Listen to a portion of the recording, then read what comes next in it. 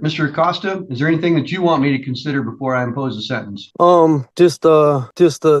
If I might, I'm not detesting anything, but I did voluntarily get out the vehicle. I just was asked several times before I did it, and I went right down to the ground with them and told them I wasn't resisting. They said thank you for not resisting. So actually, they didn't have to pull me out. They just had to. They told me they're gonna break my window or get out, and I said I got right out. So tell me what you learned. Well, I did write something so far, and if I could read it, maybe that'll help you see what I've learned. Certainly. Okay, I started off because I didn't know the officers' names, and there were several of them there. So I was going to say to the officers of the Michigan State Police Department, I said, I want to start off by saying how deeply and sincerely and devastating sorry for this blatant mistake I made. I want to apologize for the stupidity I displayed by assuming some Facebook post could have convinced me that I have the right to travel. I want to acknowledge that I was idiotic to even question my rights, fully knowing that my license was not valid in the first place, making me automatically guilty of a crime. I have learned my lesson and am thankful to the agency and both of you for being so merciful and blessing me with the chance to rectify the situation without losing my freedom. I'm sincerely disappointed in my actions and not fully submitting and possibly making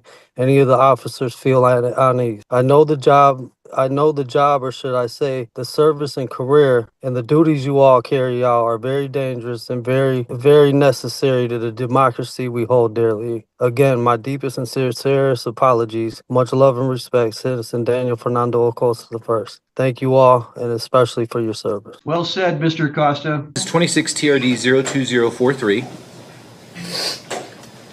Come up and have a seat, sir. Here, especially for dinner. Yeah, I don't know what that means. That's nonsense. Okay, so here's the deal. The defendant's present in the courtroom today without counsel. Ms. Yeager's here on behalf of the state of Ohio. The last time we were here, the court granted the state's motion to continue over the defendant's objection, and we're scheduled for a trial today. Now, I do have, and this was filed at 10:28 this morning, what appears to be a demand for discovery. Specifically, it reads as follows. Video footage at speed was proving no operation of motor vehicle to show that the officer Beach has violated my constitutional rights, illegal search and seizure, also falsified official government document and perjury. Okay, so obviously you just filed this today, and I'm assuming you didn't even know it was filed until I just read it, right? Your Honor, I saw it when he walked in, and I think he said something like it goes with his flash drive that he provided. Do you that's already right have that do you have the body cam footage that you're No. talking about? He has not requested discovery from the state. Okay, No, until I- this document. That wasn't a request for the discovery. I was just submitting evidence, just video evidence. That's all it was. Do you have video that you want to play at the trial? This is the trial, right? This is your trial. Yeah. Or are you saying I put a motion in to submit evidence. Here's a video of the submitted evidence of the Speedway, when me and the Speedway at the time. Okay. Supposedly operating a motor vehicle. Okay, so you have video that you want to play that was not generated by the officers, correct? This was generated by the place of. But you got camera footage from Speedway? Yeah, this is it. Okay, you just went to the store and said, hey, can I get a copy of your video footage from that day? Yeah, the lady, the manager working there, the woman who works there, she has a right to either, like if there's a vehicle on the property, she has a right to tell, hey, that vehicle has to get off the property, you know? Sure. So, and she has a right to give the video footage out too. So I asked her, hey, do you mind if I get the video footage of that night? And she said, yeah, I don't mind. Okay, so that's what you have? Yes. Okay, so as far as the body cam from the officer that was involved, you don't have that, right? That I don't really need that. I'll just have the video footage. This is what I needed. Me inside the store at the time of the supposed alleged offense that didn't take place. Okay, well, so you're saying that basically what you filed this morning, you don't need that anymore? No, that's a motion to file for this right here. A motion to Oh, submit I see. this video. Motion to evidence. submit evidence is how it's titled. Okay, so it's not a discovery demand. So, are you ready to go for your trial today? I was just ready to take care of this. Like, am I allowed to? So here's how the trial works. The state has the burden of proof. You're not required to put on any evidence, call any witnesses, or even testify on your own behalf. You're presumed to be not guilty. The state has to prove beyond a reasonable doubt that you committed the offense of driving while under noncompliance suspension and improper display of license plates. Now, the way that the trial goes is, because the state has the burden, they go first. So they'll call the witnesses that they feel will have, can testify to the violations. When each witness is finished testifying on behalf of the prosecution, you'll have a chance to question them. It's called cross-examination. Now, once the state rests its case, then you get to put on your case, and you can call witnesses, you can testify on your own behalf, you can play that video for me as long as you authenticate it. And then after all that's said and done, then I'll render my verdict and make a decision as to whether or not the state has met its burden of proof. So do you understand how the trial works? I do, sir. Okay, but at this time, I'm going to go ahead and direct Ms. Yeager to call her first witness. State would call Officer Beach. All right. Well, wait, before we get started, you can come on up here, Mr. Officer Beach. Mr. Messina, you don't have the right to court-appointed counsel, but you have the right to hire an attorney of your choosing. Was it your intention to waive your right to a lawyer? I was here to represent myself, pro se. Okay, so you are waiving your right to counsel? If I don't, do I have time to get counsel? I'm fairly certain the state would object to a continuance, but do you want to see, you're not entitled to a lawyer for free. You'd have to pay one. Do you understand? Yeah. Are you telling me you want to go out and hire a lawyer? If I had a decent amount of time to get a lawyer, I mean, if for a citation, I guess I would like that, yeah. Okay, well, we'll But- probably end up rescheduling this thing if I grant your If we can motion. take care of it now, I don't believe that you guys have any, Well, you either have to say, yes, I want to waive my right to an I'll go ahead attorney. and represent myself today. All right, I'll accept your waiver. Please swear in the witness. You may inquire, Ms. Yeager. Thank you. Officer Beach, how long have you been with the Newark Police Department? 11 years. Okay. And were you working for them on March 18th of this year? I was. What shift or hours were you working that day? I'm assigned to third shift patrol, which is from 10 o'clock at night until 8 a.m. in the morning, Sunday through Wednesday. And were you wearing a uniform of the day like you are in court? I was. And were you driving a marked patrol car with a working visible light bar? Correct, I was. And did your duties on that day include responding to calls for service and traffic enforcement? Correct. Okay. Have you had all training required by the department? I have. And I'm going to direct your attention to a little after midnight on March 18th. About where were you on patrol at that time? That night, specifically, I was traveling eastbound on West Church Street, between North 21st Street and North 11th Street in the city of Newark. And while you were on patrol about that time, did a vehicle catch your attention? A motorcycle did, yes. Okay. And what about the motorcycle caught your attention? So at night, it is routine as I pass vehicles, as they're going in the opposite direction of me. I always look at my rear view mirror, or side mirror, I should say. I look for things of, do they have a license plate light? Do they have a license plate displayed on the vehicle? Things that would institute a traffic violation, that it could be a traffic stop being made. What caught my attention specifically to this motorcycle was the fact that there was no rear license plate being displayed on the motorcycle. Okay. And how fast was the motorcycle going? It's a 35 mile per hour zone. I visually estimated, about 35 miles an hour. And was it on Church Street? Correct. It was westbound on Church Street, going towards North 21st Street. Okay. And just to be clear, it's on the public roadway, not sidewalk, grass? Correct. Yep. So since you didn't see a license plate, did you try to initiate a traffic stop? At that time, what I did is I turned around. The motorcycle and the rider had pulled into the Speedway gas station right there at the corner of North 21st Street and West Church Street. The rider had got off the motorcycle, went inside of the convenience store. At that point, I decided to pull through the parking lot to once again confirm what I saw on the roadway when it was in operation. And in fact, there was no license plate on this motorcycle, and I was able to confirm. And sometimes the tags would be tucked up underneath the rear fender or something, but there was no license plate on this motorcycle at all. So I pulled out of the parking lot. I went back down the street and I sat in a business parking lot for a few moments, and I asked for some additional officers to respond to the area as I was planning on conducting a traffic stop, and due to the fact that it's common for motorcycles to fail to stop during traffic stops. It's easy to take off or pursuit to initiate. That's why I wanted additional officers in the area. Okay, and then you said the motorcycle and the rider stopped at the speedway. How many occupants were on the motorcycle? One. Okay. And this may sound like a dumb question, but this speedway, is that a business establishment? It is. Is there any residents on the speedway property? There is not. Is there a parking lot on that speedway? There is. Okay, and is it intended to be used by, public for vehicle travel, vehicles parking as they go Customers, yeah. inside? Okay. And this speedway, and this part of Church Street, is that in the city of Newark and Licking County, Ohio? It is. Okay. So after you were there and you were waiting for other officers, did other officers respond? Other officers responded to the area as I was watching the motorcycle the entire time as the rider came back out of the convenience store and got back onto the motorcycle, started the motorcycle up, and proceeded out to an entrance exit point, which would have been North 21st Street. Left turn was made, which would have been at this point going southbound. At that point I pulled out and I had to travel westbound on Church Street to get to the intersection, make a left turn to travel southbound on 21st Street. At that point, there was no motorcycle. It was gone. My window was down, so what had caught me off guard was the fact that I didn't hear a heavy acceleration, something of that matter. And so I continued southbound on 21st to see if, at the top of the hill, to see if it was going towards West Main Street or if it had cut down another side road. And I have not seen this motorcycle anywhere.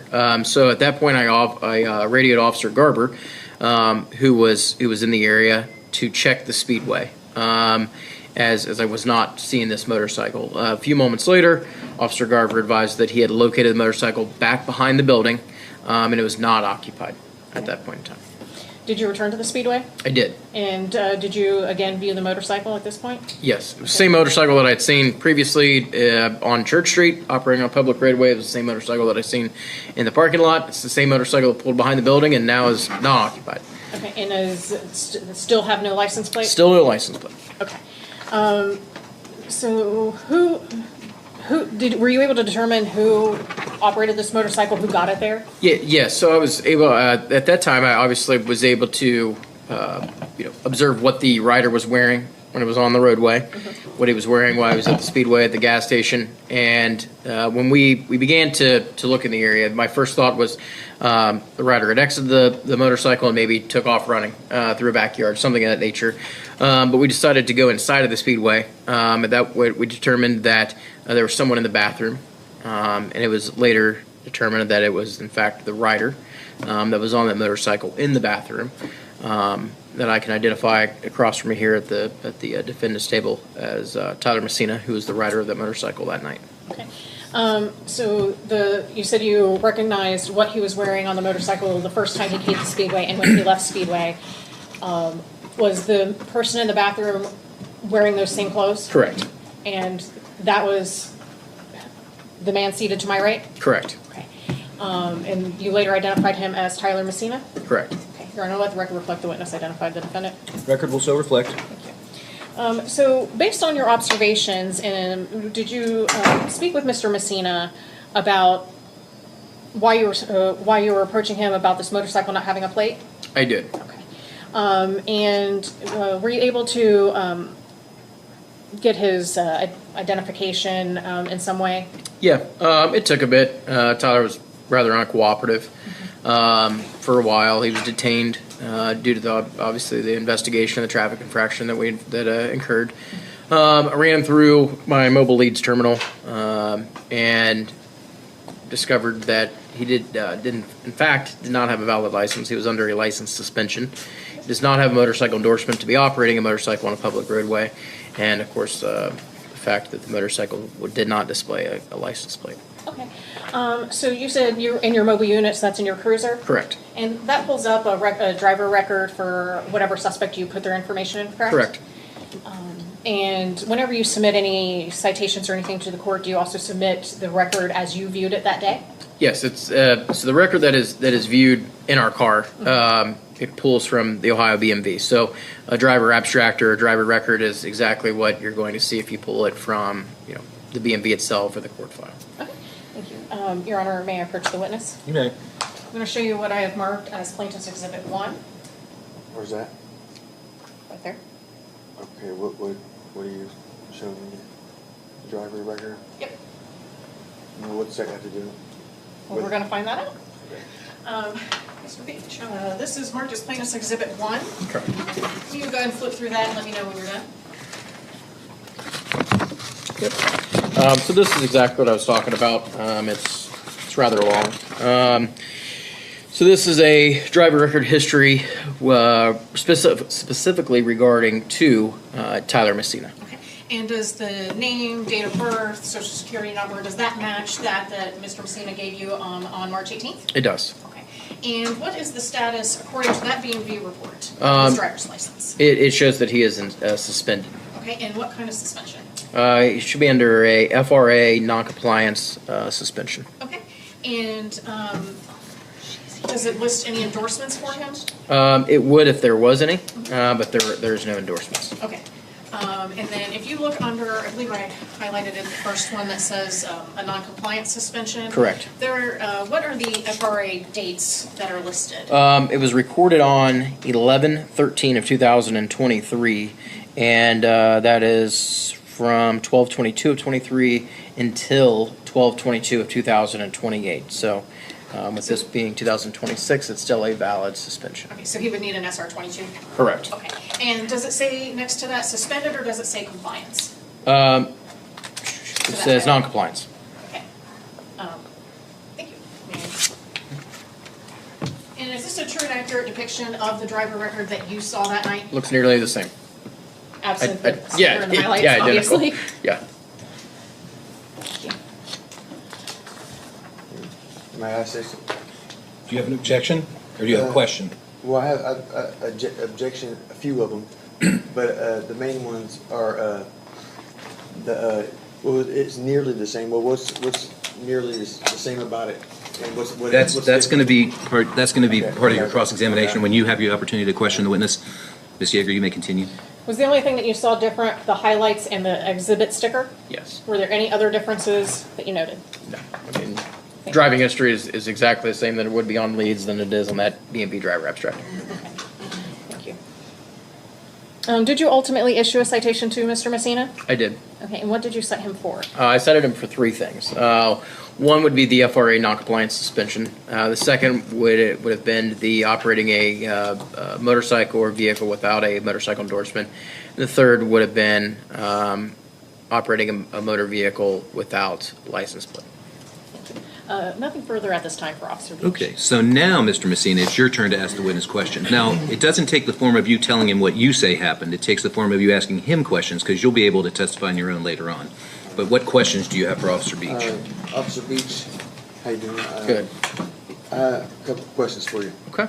So when you were traveling eastbound on West Main Street, Correct. You said you had seen a man. West on a Church bike. Street, West Church Street. yeah, You seen a man on a bike. motorcycle. Okay. All right. Now, what time was that? Approximately around midnight. Midnight. And was this man committing any type of traffic offense? He was.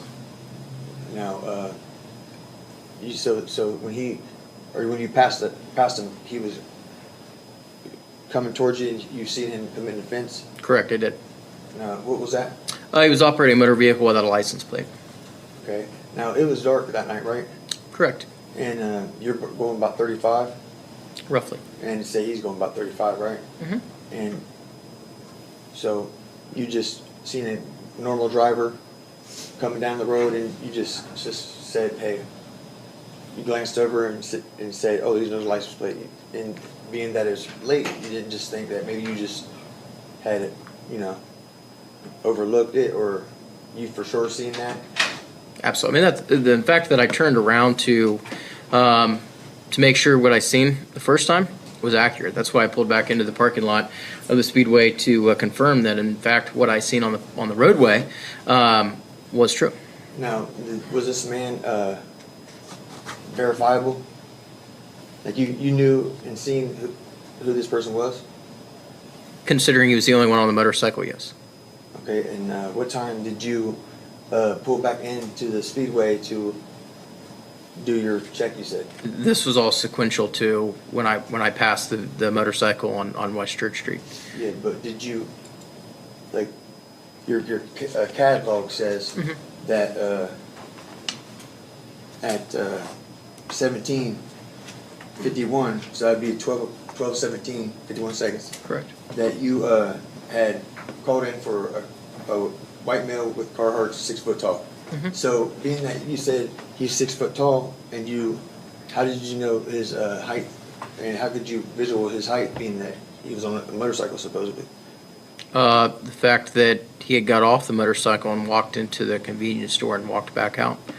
It was an approximate height, just like the citation that states that approximately at 0015, so it's an approximate time. So where was you sitting at when you seen this man enter and leave?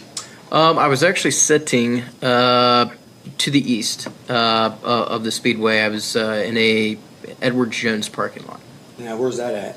to the east of the location. So is it like across to the east, or is it directly next to it, or? Directly in line with the parking lot. All right, now, that's an automotive sales place? No, Edward Jones is a financial investment. Financial investment. Yeah. Now, okay, well, your statement of facts says that it was about 12:15 when you witnessed this, and I just don't know what the time gap was. In between that, I didn't know what was going on in between that time gap there. It says approximately, and what was going on during that time gap was I was observing you walking in and out of the convenience store and getting back on the motorcycle and operating it. Where was the bike at when the man got back on the motorcycle? It was at a gas pump facing westbound, towards Is that 21st before or Street. after he entered the store? Well, you parked the motorcycle facing westbound and got off the motorcycle and walked into the convenience store, and it stayed in that spot until you got back onto the motorcycle, started it up, and pulled away. All right. Well, when did your officer Garber, is it Taylor Officer Garber. Garber? When did he initiate that he had found a motorcycle? He advised that he located your motorcycle within a minute, not even that, of you leaving the gas station and pulling back behind the backside of it. I thought you was behind the man on the motorcycle as he left, and you were pursuing him down 21st Street. There was no pursuit. Of the You said that you followed a man on a motorcycle. Correct. I And pulled if that's true, then how could the motorcycle be parked behind the gas station at the same time you're traveling to pursue this alleged operation of a motor vehicle? If you look at my statement, it states that I believe, I'm just going off of recollection here, that I had lost sight of the motorcycle as it pulled onto 21st Street. As I just stated in my testimony, I didn't feel that it was plausible that the motorcycle could have gotten that far due to when I pulled out to where I was. That's why I had Officer Garber check the location of the speedway and located the motorcycle Now, there. did you take a left or a right when you came out of Speedway? Oh, when I came out, I didn't pull in the speedway parking lot. When you came out of it, not pulling in. When I you came followed- out, Yeah. okay, When you I would have made a followed- left from West Church Street onto North 21st Street, traveling southbound in the direction that I witnessed, observed the motorcycle. From Speedway? Correct. Okay, well, you told me earlier that you was in a financial institution's parking lot. Correct. So which one is it? Objection, Your Honor, he clearly stated he was never in the Speedway parking lot. You'll have redirect. Objection will be overruled. Well, if he said that he was. Can you just restate your question? I think he was confused by your question. Which way did you take, a left or a right, when you came out of Speedway parking lot? I was not in the speedway parking lot. Okay. So just making sure you know what you're saying. So if you weren't in the Speedway parking lot, right? Correct. You, about how long, how far away would you say that your car was sitting from the Speedway? Approximately 300 feet. 300 feet. Now, that's a good distance. Is there anything in the way of your line of fire to see? In my view, Yeah. no, there's no obstructions. It was a clear view from where I was sitting to where your motorcycle was sitting in the underneath the canopy of the gas station. So there's pretty much a clean, straight shot to see this vehicle riding, right? There, to all of a sudden just disappear. There, You said that this motorcycle he just vanished all of a sudden. And in Ohio, when you're operating a motor vehicle and you're pursuing a vehicle, and you have to have full contact with a motor vehicle and the person who's operating it, and no gaps in between. okay. So I was wondering. He's testifying. Yeah, I'll sustain the objection. Let's get back to questions. Okay. Your ticket has issued a citation to me at, let's see, March 18th at 0027. That's 1227. Correct. And I wanted to question that you had put a 2-lane road on 21st Street. The That I was site. operating. The citation states west. It actually has a spelling error that I just noticed. It says West Crutch Street. It should have said Church Street, at or near North 21st Street. It's a general area. So West Church Street at or near North 21st Street. Now, is that a bit of land there, the area there? Mhm. Is that a taxable piece of? Is that a taxable city limits or a township? What that area is? It's a public roadway in the city of Newark. Is it taxable? Objection, Your Honor, how is that even relevant? No, It's not relevant. I'm going to sustain the All right. objection. Next question. Okay.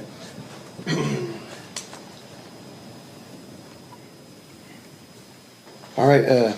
So you give this citation to me about what time you said? We've already gone over the timeline, so let's move on to your next question. All right. And it's okay if you don't have any other ones. I got some more. I figured you would. So pretty much, you're saying that you seen this man operating a vehicle? yes, Mr. Messina, I've seen you operate that motorcycle that day, or that night, that morning. That morning? That morning. It would be morning time after. Okay. All right. Well, I guess, Your Honor, I'm gonna be done with my questions because I feel like You don't even have to tell me why you're done with your That- that- questions. You can that's just tell me fine. that you're finished. Okay? Yeah. Ms. Yeager, any redirect? Yes, Officer Beach, when you spoke with Mr. Messina that night, did he admit that it was his motorcycle there? Or that he's the one who brought it there? So he stated that he was pushing the motorcycle down West Church Street when I initially seen him operating or driving the motorcycle. So he was in possession of that motorcycle that night. And then in the short couple of minutes that this transpired, did you see any other motorcycles on the roadway? There was no other motorcycle on that roadway. Okay, nothing further for Officer Beach, Your Honor? Now, you're entitled to what's called recross examination, but you have to restrict your questions to the topics that she brought up. So basically, it would be timeline and whether or not the officer actually saw somebody operating the motorcycle. So based on her other questions, do you have any specific questions to that? no, because I feel like he Again, you don't have to tell me why you don't have questions. You just have to say, no questions, Your Honor. actually I do have a. Actually, I don't. I really don't have any more questions because Okay, and again, you don't have to tell me why. Do you have any questions for this officer? can I make an objection? What's your objection? Well, my objection is that their stories are not matching up to what they're trying to say, their narrative to this. Okay, so that would not be the basis of an objection, but rather the subject to cross-examination as well as your own testimony. So you can ask the officer questions that you think are relevant to his testimony and what he just said when he was asked the questions by the prosecutor. But again, you'll have the opportunity to give your side of things later. If that, when we ask questions like that, what, is there being a mark to where they're not being real transparent? Well, I mean, Accountable. you'll ask the questions, they'll give their answers. If you don't like their answers, then you can further inquire. But ultimately, if you don't believe that they're telling the truth, I'm the one who ultimately make the decision about whether they're telling the truth. So, my question is, Garber, correct? Yes, sir. Okay, how you doing? So, when Officer Beach had initiated your backup, right? You guys were in the store together. Mm-hmm. Okay. Why does he need to get a hold of you in the store radio for backup when you're already present? He did not radio me when we were in the store together, All right. So when you guys were in the store together, where was I? in the bathroom. And was this before or after you guys had stopped me? Supposedly. Before or after we stopped what? You guys allegedly stopped me on 21st Street. Was this before or after? This was before. We did not stop you on 21st Street. Well, there it is. Any other questions? No. All right, any redirect? No, Your Honor. Officer Garber, you may step down. Thank you very much, sir. Any additional witnesses on behalf of the state? No, Your Honor. The state would seek to admit plaintiff's exhibit 1, and then the state would rest. Okay, records reflect the defendant assented. Ms. Yeager, any argument? Yes, Your Honor. The state believes it has proved beyond a reasonable doubt that on the date in question in the city of Newark and Lincoln County, Ohio, Mr. Messina operated a motorcycle on a public roadway. Officer Beach testified that he saw this motorcycle driving down Church Street at approximately the posted speed limit of 35 miles an hour. He watched a person walk into the speedway from the pump inside and back to the pump, noted what they were wearing, had confirmed already that his initial observation about the no license plate was indeed correct, and he watched the operator pull away. When he went to go after this person to initiate a traffic stop, he lost sight of the motorcycle. He testified that he did not hear a loud acceleration or anything that a motorcycle would make if it was pulling away at a high rate of speed, and radioed to see, hey, can you check the speedway? And Officer Garber located that motorcycle within a minute. And when they located the person who had the motorcycle, he was wearing the same thing that Officer Beach saw from the person who parked at the speedway pump, go inside and come back out. When they approached him, they later identified him as Mr. Messina. In running his information, he did not have a valid license. There was still no plate on the motorcycle, and he still had no motorcycle endorsement. When they inquired about the motorcycle with him, he had said he pushed it. However, I'm unaware of anything in the universe that would allow someone to push a motorcycle at 35 miles an hour down the public roadway, not to mention that's still moving it. So, Your Honor, we would ask for a finding of guilt to all 3 charges today. Okay, now, Mr. Messina, you can't bring up things that weren't testified to by the officers or anything other than the exhibit that was entered into evidence, because at this point, the only evidence the court is going to consider is the testimony and the exhibits. But you get to comment on why you believe the state has failed to meet its burden or why I shouldn't believe certain testimony. So what do you want to say before I make a decision? What she said was that the officer had lost sight of the guy, right, that was operating. So they didn't have full sight of this man that was supposedly allegedly riding and operating the motor vehicle. Because at the time of operation, they said it was on 21st Street when he had issued a citation. But they contradict themselves by saying that they issued the citation in the parking lot. So that to me is, well, fruit of the poisonous tree, because it's the contradiction from what she just said, and it's also it's not consistent. The story's not consistent, and they had not kept operation on and eyes on the individual to know whether or not that was them, and if it was them, why didn't they hit their license plate or their sirens, to initiate a stop, like procedure would say, and therefore I feel that the state does not have any proof of operation. If they initiated and pulled him out of the speedway, right, and gave him a citation, he wasn't operating a motor vehicle. He was in a store as a citizen. All right. Well, thank you very much, Mr. Messina. I appreciate your argument. So I think the court may have heard the testimony a little bit differently from the defendant. I could tell a distinct, comprehensive narrative. Beach basically was going eastbound on Church Street, passed a motorcycle, looked in his side view, said, hey, that thing doesn't have a license plate, I don't think. Turned around, decided to investigate further, ultimately got up close and personal with it, verified that it didn't have a license plate, and he testified that the individual that they arrested, which was Mr. Messina, was dressed identically to the person who had been operating the motorcycle. There's nothing in the law that says the officers have to have continuous visual contact with the subject. It's important, don't get me wrong. I found somebody not guilty years ago of speeding because it was like, I don't know, it was dark and it was 16 and the officer had to go all the way out to the turnaround at River Road, and in the meantime several cars had gone by and the court just didn't find it credible that they knew what, he couldn't identify what color the car was. So that's one thing. This one was pretty cut and dry. They saw the motorcycle, they saw the person who was driving it.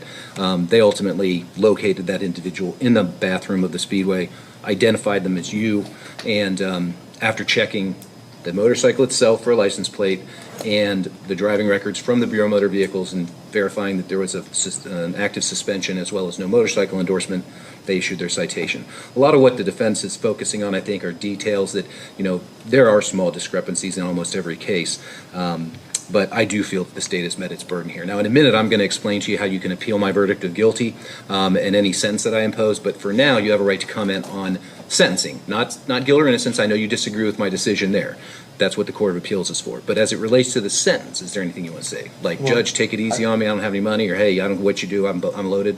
I appeared for my arraignment. I appeared here, and you asked me if I would plead guilty or not guilty, and I said not guilty. And you said, well, it's not a jailable offense. Right. Right. And also, the FRA suspension. Mm-hmm. Now, where's the FRA suspension financial responsibility coming from? I don't know. You'd have to check with the BMV about that. Ms. Yeager, did the state wish to be heard regarding sentencing? Your Honor, we would defer to the court's wisdom today. Okay. All right. Okay. Are you employed? No. Okay. Do you receive disability benefits? Yeah. Okay. What'd you do before you got hurt? I was working at Tree Service, a Okay. menu climber. What was the name of it? I can't, it's German, I can't pronounce it. Asplund? Something like that, yeah. Okay. I don't know if that's how you spell it. I think it is. Or say it. Asplunda, or something like that. Yeah. Something like that. Okay, so here's what we're going to do today, Mr. Messina. On the FRA suspension of $200 fine and costs, $100 on the no license or motorcycle endorsement, $25 on the plates. Now, as I mentioned, you have the right to appeal my verdicts finding you guilty, as well as these fines and costs that I've just imposed. You have a right to file a notice of appeal within 30 days of today's date. You have a right to pay for a transcript of our hearing today and any other relevant hearings. And you also have the right to hire an attorney to represent you during your appeal. But for the same reason you weren't entitled to free counsel here at this level, you're not entitled to free counsel on the appeal. If you decide you want to take it up, I would strongly recommend that you consult with an attorney, if not hire one. It's a much more difficult and detailed and exacting process. I was able to understand your arguments and everything else that you were making, but the Court of Appeals, who knows? Do you have any other questions today? I can't just make one more statement. Well, I was going to say, do you have? Yeah, so I don't see how I could be charged with this, being that. Well, at this point, I tell you what, let me cut you off because I know that we've got other cases we've got to take care of. If you still have issues, the Court of Appeals is where you want to go. Anything further, Ms. Yeager? No, Your Honor. All right, very well. That'll be all. All right, Josh. Good luck to you, Mr. Messina. Thank you. Have a good day. I winged it a little bit, but I tried. That's why we're here. Everybody gets their day in court.